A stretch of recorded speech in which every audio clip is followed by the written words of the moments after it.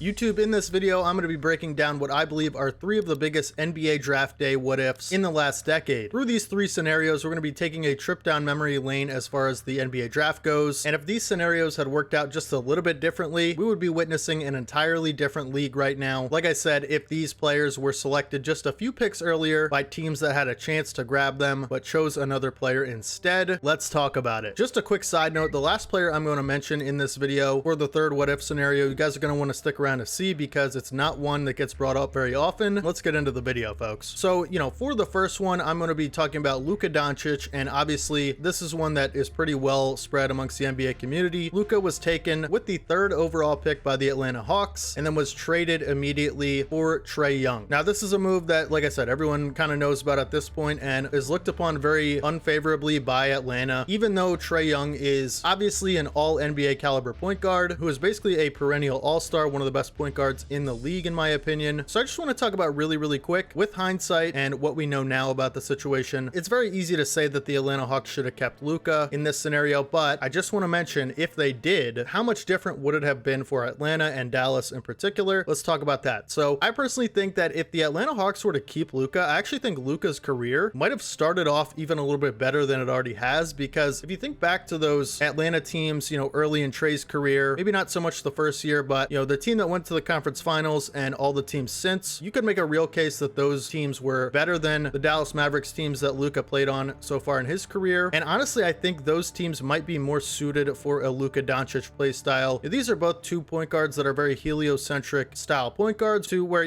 they're really great playmakers, and the offense kind of has to revolve around them for the team to be at their best offensively. I totally get that, right? But I honestly think some of the best complementary pieces around Luka would be athletic wings and big men that can shoot and get to the rim. If you think about players like Bogdanovic, who can space the floor and be a really great catch and shoot option, dude's just a walking bucket, right? So you'd have like a little bit more scoring with him on the team. But then you think about guys like DeAndre Hunter, John Collins, who has since been traded but would have made a great pairing in the front court for Luka, in my opinion, because of his athleticism and being a lob threat. You look at the roster right now, you have guys like Jalen Johnson, who is a budding star, and then the big men just make perfect sense for a guy like Luka. You have Clint Capella, who's a natural lob threat, one of the best in the league, and Onyeka Okongwu. So you have a lot of athleticism and size in the front court, but be that lob threat in the pick and roll and stuff like that, and really run the break and let Luka cook in transition with his playmaking ability. And I think in transition particularly, it would be amazing for Luka to play with people like that. I know he has Derek Lively now, who's starting to get to that type of lob threat capability, but I just think the Hawks rosters have really been rosters that Luka would thrive with. So that's an interesting point I felt was worth sharing with you guys, because I don't think a lot of people talk about what if Luka stayed with the Hawks, and with the rosters they've had around Trae Young, I actually think there's a good chance it might have been a better fit for him in terms of just the type of players on the roster Atlanta likes to keep. Moving on to the number two what if in the last 10 years that is certainly harmful to my team, which is the Philadelphia 76ers. If you can't tell, poster behind me, this is the wrong hand over here. Yep, right there. Now obviously we all know the 76ers have had quite a lot of top draft picks in recent memory, with picks like Ben Simmons, Joel Embiid, Markelle Fultz, Nerlens Noel, and Jahlil Okafor. But two of these picks in particular I'd like to bring up because they could have changed this city forever. The first pick I'd like to talk about is in the 2016 draft, where the Philadelphia 76ers selected Ben Simmons first overall. At the time, this was clearly the right decision from the Sixers. Ben Simmons was seen to be the best prospect in the draft by a lot. I think anyone would have picked him first overall if they had that pick. So I can't really fault the Sixers too much with hindsight and,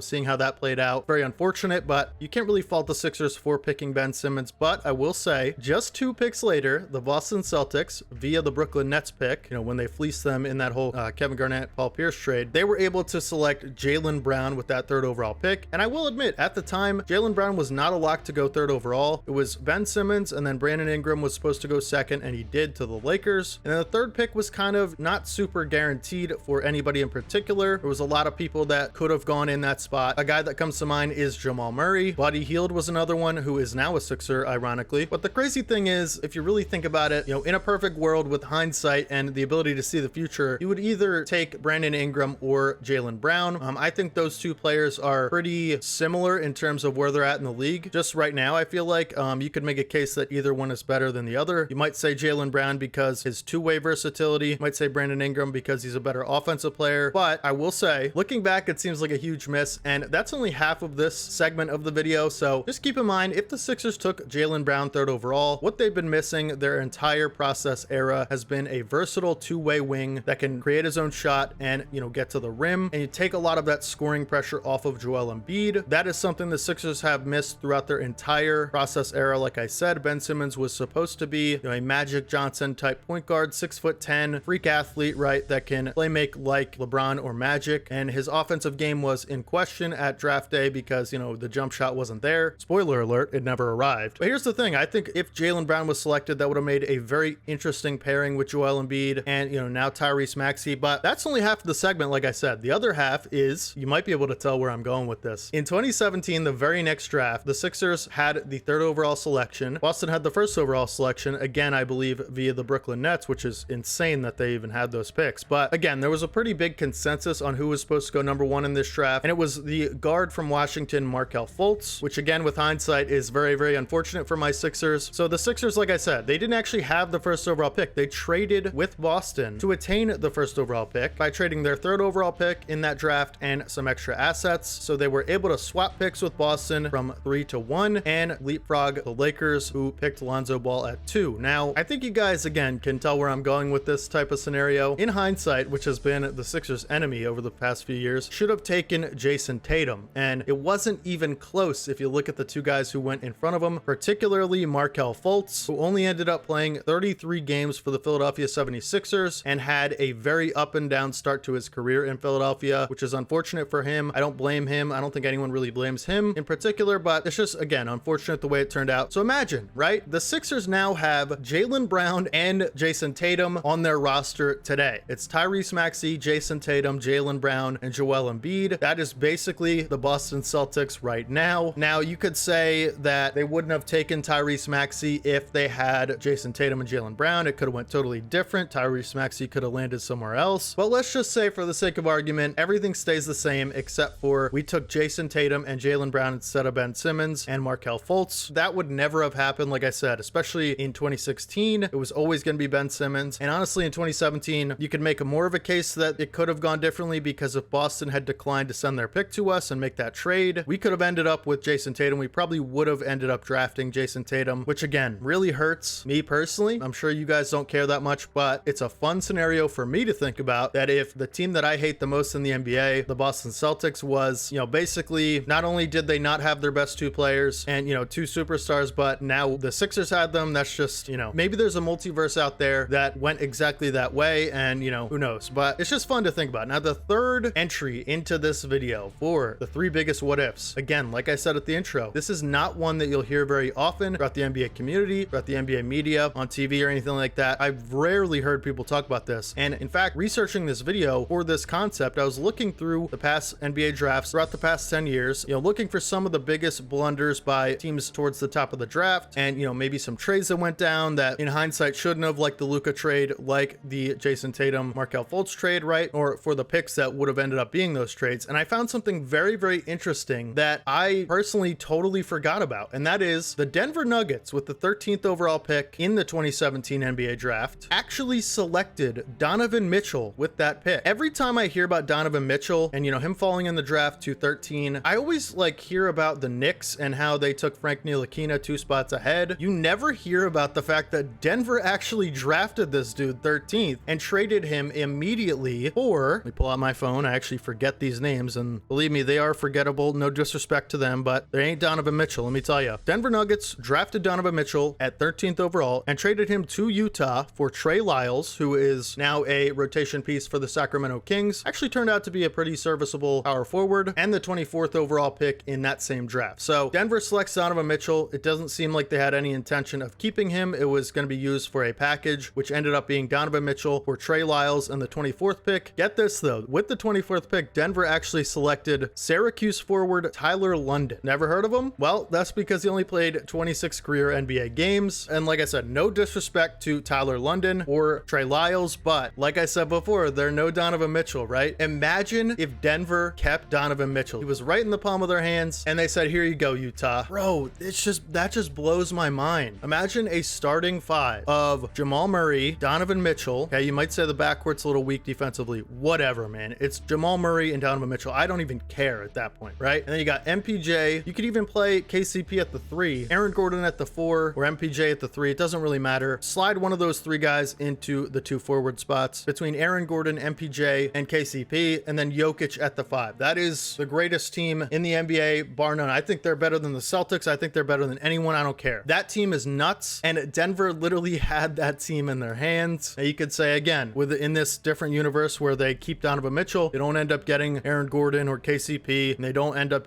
drafting MPJ, and they never even win a championship. Whatever. That's not interesting to me, right? Those types of scenarios aren't fun unless you exaggerate them a little bit, right? So my point is, I forgot that even happened. I forgot Donovan Mitchell even was drafted by the Denver Nuggets and traded to the Utah Jazz. I always thought the Jazz selected him 13th. I was totally wrong. Why aren't people talking about this more? This is like arguably is bigger than the Luka Doncic thing because of how relevant the Nuggets have become and how amazing Donovan Mitchell is, NBA superstar, top 15, 20 player in the world. And you pair him with, Jokic and Murray. That's just crazy, man. Denver, I'm sure if you're a Denver fan, like I said, you probably don't forget about these things. Like I don't forget about the Tatum and Jaylon Brown stuff and the Jimmy Butler stuff and just the little things throughout our histories of our teams that make us go, what are you guys doing? Oh my goodness, right? But for me, just looking at it out from the outside, I'm like, why isn't this brought up more, in the NBA community? I had to look up all these drafts for this video, and that's the reason I remembered it. So anyways, I thought that was a fun topic to talk about. If you guys want to see a part 2 to this series, or, maybe I'll keep going with this, it doesn't just have to be the draft. It doesn't have to be the last 10 years either. It could be throughout the entirety of NBA history, the biggest what ifs, or,